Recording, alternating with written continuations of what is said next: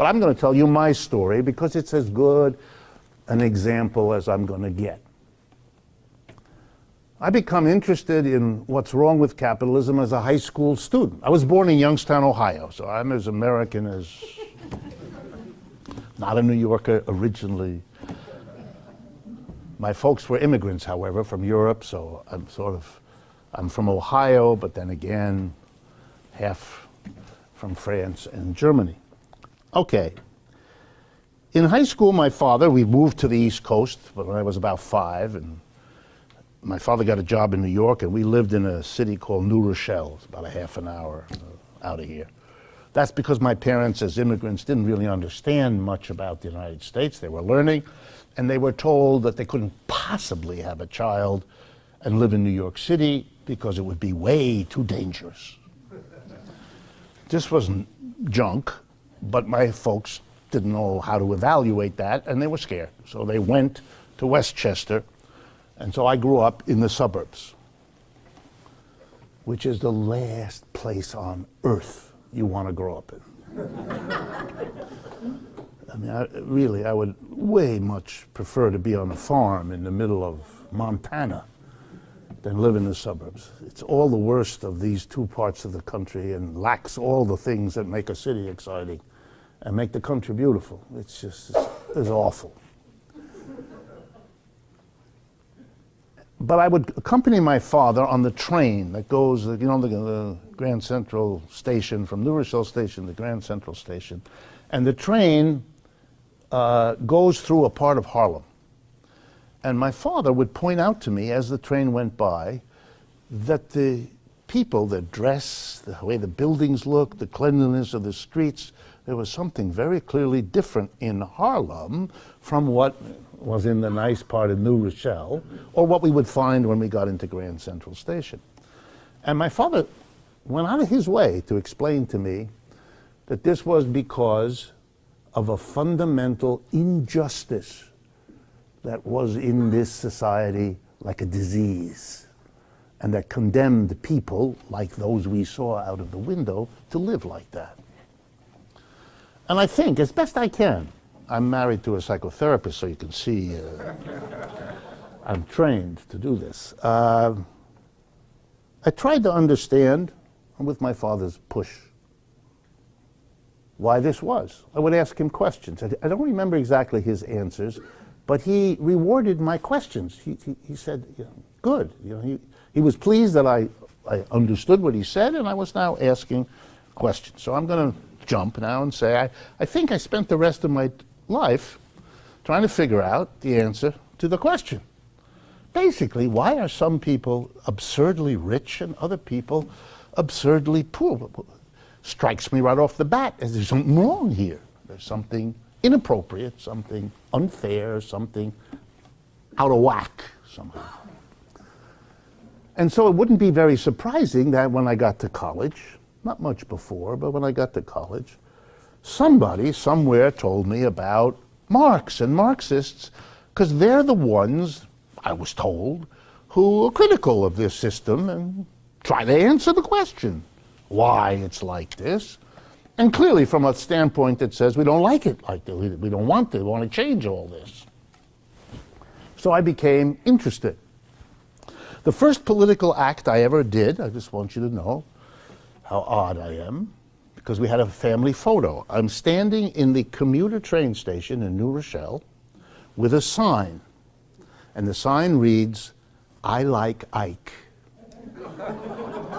So I've come a long way, if you think about it. So I began asking, and very quickly it became very clear to me in college that an interest in Marx was not welcome, was not okay, was tasteless, was getting me a look from the teacher. I didn't want to get many more like that. I wanted to go to school and be successful like every other student. I wanted to get good grades, and I wanted the teacher to think I'm doing well and all the rest of it. And so it became clear to me that I would have to, if I was going to pursue any of this, I would have to either do it on my own or just drop it and become like everybody else. I couldn't do the latter. I don't know why. So I did the former. I did it on my own. I started looking around, and my father again helped me, connected me to people who were willing to teach me. And they lived here and around in New York, and the ones who were particularly useful for me, and some of the older people here may appreciate this, were two men, Harry Magdoff and Paul Sweezy, who were friends of my parents, and so I could connect into them. They're the ones who started the Monthly Review magazine and the whole Monthly Review school. And so when I finished college, I knew by then that I really wanted to learn this stuff. I hadn't learned it. Oh, by the way, I went to Harvard. I want to mention that, not because of the usual reasons why people do that, but because of what they didn't do for me. I heard over and over again endless stories about how Harvard was committed to scholarship, to objective inquiry, to the search for the truth. I heard it over and over again. The place is rife with self-congratulations, thrives on it. But when it came to this body of knowledge, they didn't want to hear anything about it. I took an economics course halfway through. I found it so horrible, so far removed from all of my passionate questions, which were, why are some people rich and some people poor? By the way, the title of the greatest book in the field, Adam Smith's The Wealth of Nations, asks the same question. So it wasn't odd of me to be interested in that. That was what motivated Adam Smith. He wanted to explain why some nations are rich and some nations are poor. That's exactly, me too. That's what I wanted to learn. But in the Harvard economics classes, they were not interested in that. When I would ask questions, they would say, you should take a course in history, or you should go someplace else, basically. You know, have a nice day, someplace else, you know, not with me. So I decided I would have to go find somebody who could teach me Marx, because I could see as I went through college that Marx and Marxism were, when you went to that part of the library, there were a lot of books. A lot of people found this stuff interesting and had written, it was a really big body of work, and not just in English, but in lots of other languages too. And since I grew up speaking other languages, I had access to those. And then I discovered what I want you to understand. When I wanted to go find someone to study Marx with, I was quickly made aware that there is nobody. There is nobody. I was literally told by my professor, there is nobody. Well, I kept looking, I went back to Harry Magdoff and Paul Sweezy, and they said, no, there is somebody. Somebody sneaked through. There was a man named Paul Baran, B-A-R-A-N, who was a professor at Stanford University in California. So I decided I got to go study with him. I mean, like it wasn't much of a choice. Where was I going? Then I discovered, very useful thing, if you go to Harvard and you do well, it's much easier to go to other places. So when I decided I wanted to go to Stanford and I went through the procedure, I was accepted at Stanford, even better, because they like to reward people in the very small club of this elite that I had stumbled into. So I was given a fellowship. You're going to enjoy this. The Herbert Hoover Fellowship. You are looking at the Herbert Hoover Fellow at Stanford. And when I asked, what would this get me? They told me X $1,000, that gave me a smile. And I asked, what do I have to do for that? Once a year, you have to stand next to Herbert Hoover, who was still alive at the time, and shake his hand, let people take a photo, and that's it. Which struck me, being a student of economics, as a good deal. So I agreed to do that, and I went to Stanford for a year. And it was wonderful. I learned a great deal about Marxian economics from Paul Baran. He was a great teacher. And I had the great joy that no other student wanted to be near him.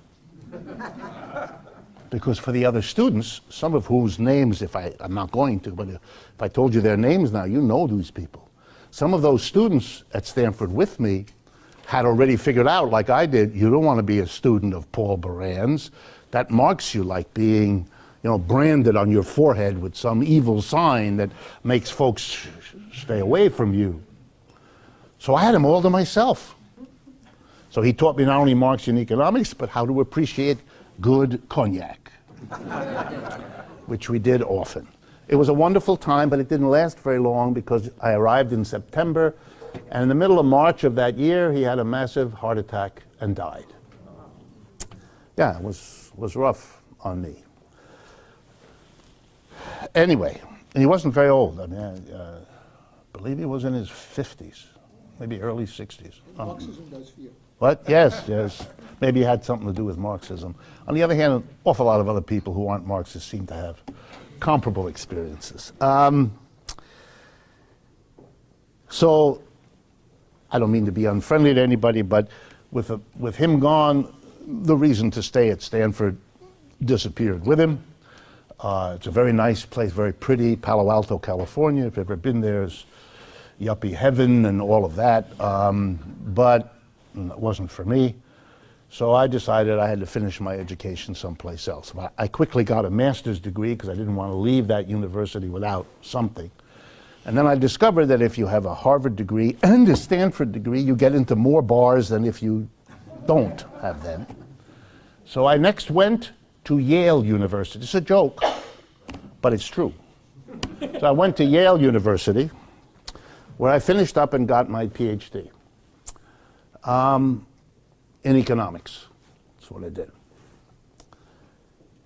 What was your thesis, by the way? My thesis was on the economics of colonialism in Kenya, East Africa. I wanted the title to be, just to give you an idea, I wanted the title to be The Economics of Colonialism. My professors would not allow it. No. It's ideologically not neutral. See, my professors thought that the stuff they dished out was not only correct and true, but neutral. They lived in a special place. And mine wasn't neutral. So if you go back and look at my thesis at Yale, it's called the following: Economic Aspects of British Foreign Policy in East Africa. That was neutral. That didn't carry, because colonialism, to say the word colonialism was thought to be biased in some way. I got my PhD in economics at Yale. I was never required to read one word of Karl Marx's writing. During my time at Harvard, I was not required to get I got a BA in history at Harvard. I was not required to read one word of Karl Marx. I would say a majority of the teachers to whom I would speak privately and ask them about Marxian work honestly told me they couldn't teach it to me because they didn't know it either. And I believe they were telling me the truth. So between those who were ideologically afraid and those who were simply ignorant, that covers pretty much what I had. Now, I want you to understand, that's the norm. That's the norm to this day in most economics departments in the United States. That hasn't changed. Even the crash of 2008 didn't change that. In fact, they're kind of doubling down the profession, holding on to what enabled them to be as blind as they were to that thing coming. You live in a country, and it's very important you understand it, that for over half a century has excluded any serious engagement with Marxism that isn't undertaken by an individual in her own time or his own time at the expense of not doing the other stuff that's expected of a professor or of a student. And therefore most people don't do it, or they do it a little. I had to learn as I got into it that even among my teachers, if they knew something, they had actually read volume 1 of Capital, which is a major part of Marx's work, but it's a 3-volume work, and the other 2 are interesting too. and they have lots of important things in them. I had to do that literally by myself. Sometimes when I was lucky with 2 or 3 others. I have to share something. You know, in high school in Paris, in 1970, in the philosophy class, we studied Karl Marx's 3 volumes Yes. of Capital. In France in those years was a completely different place. It's the place, well, no, seriously. When I became aware, I realized, since I've been speaking French since I was a child, my father was born in France, it's part of my culture. When I learned that you had Claude Lévi-Strauss and Jean-Paul Sartre and Louis Althusser and I mean, I could go on and on. There was an explosion of intellectual creativity in which Marxism was a central concern of almost everyone that had nothing remotely like it in the English-speaking world. The New Left Review, an important journal in England, would regularly translate this stuff because the British intellectual climate was, I'll be polite now, limited, and the French was everywhere, which is very difficult for the English ever to face that kind of situation.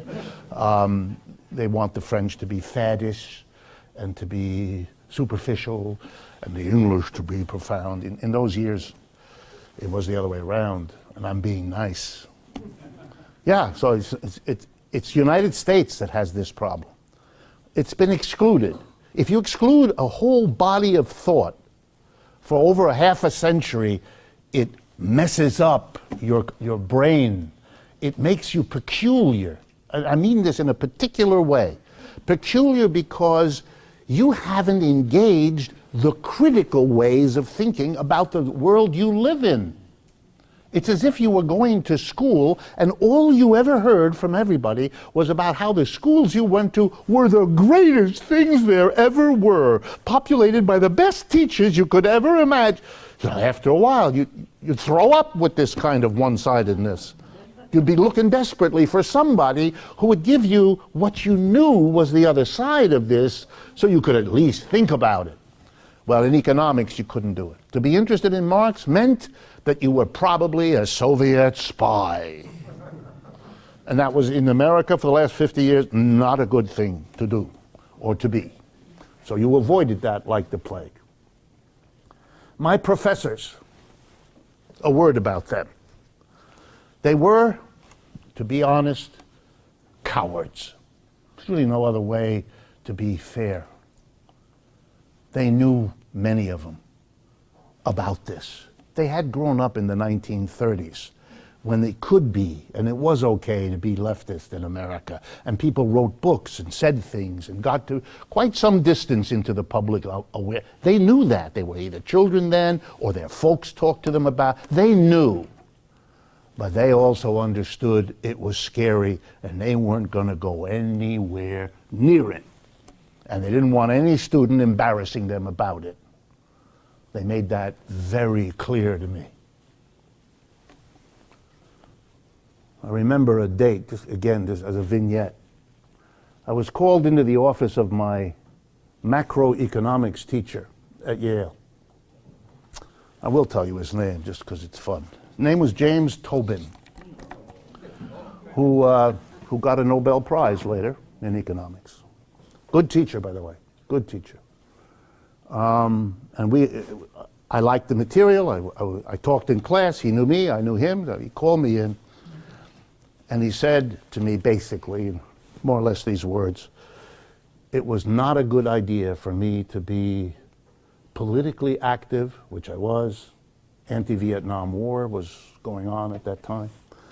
That was not a good idea, would damage my career. I would make it difficult for him to write letters of recommendation for me.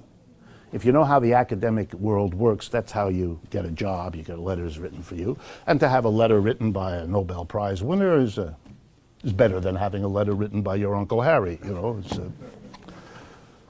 he made it very clear. By the way, he thought he was doing me a favor. He meant this well. But I went out of there and my knuckles were white. I really wanted to throw something through a window. He was not the only professor at Yale who subjected me to such a conversation. That's how bad it was. And so Americans don't know much about Marx. And it's not their fault. It's the fault of a political witch hunt started shortly after World War II to get rid of the left wing in America that had forced the New Deal on Franklin Roosevelt, a coalition of the Union movement, the CIO, together with 2 socialist parties and 1 communist party. And together, and they did work together, they changed America in the midst of that depression. That's why we have Social Security, unemployment compensation, a minimum wage, and public jobs. That was created by something that had to be destroyed after the war so it wouldn't be created again. And everything that has happened in this country since 1946-7 has been the undoing of what happened then. And Mr. Trump is only the last in a long list of Republicans and Democrats engaged in this sad spectacle. And shutting down the university so that it would not be a place where you could have something else was part of all of this. That being said, there were always, as there always are, places, moments where you could survive as a Marxist critic. Bertel, I hope I don't do anything wrong here, is a professor at NYU, so it was possible. And he'd been a professor other places before. I teach at the New School, and before that I taught most of my adult life at the University of Massachusetts in Amherst, and before that I taught at Yale for a while, and at the City University here in New York for a while too. It was possible. I even had the good fortune at the University of Massachusetts to get a job years ago, explicitly, yes, to teach Marxian economics. Amazing. Now, it was made crystal clear to me when I got the job that the fact that I had a degree from Harvard, Stanford, and Yale played a minor role in my getting that job. I was also given tenure at the age of 27. Before I did one day's worth of teaching at UMass, I said to them, I'm not coming there unless you give me tenure. So they gave me the tenure. So I've been a professor of Marxian economics. I never had to worry about tenure, ever. I had it before I even understood what it was. So that's possible. That was possible. Took special circumstances, but it was possible. I was part of a group at the University of Massachusetts. I want you to get the flavor of it. It included several people, some of the names you may know. Samuel Bowles, some of you know who that is? Ring a bell? Interesting fellow. His father was Chester Bowles. He had been the governor of Connecticut, a close friend of John Kennedy, U.S. ambassador to India for a long time. But his son became a radical. And he chose to study economics, and so we knew each other because there aren't that many of us. Another fellow named Herb Gintis, some of you may have heard his name.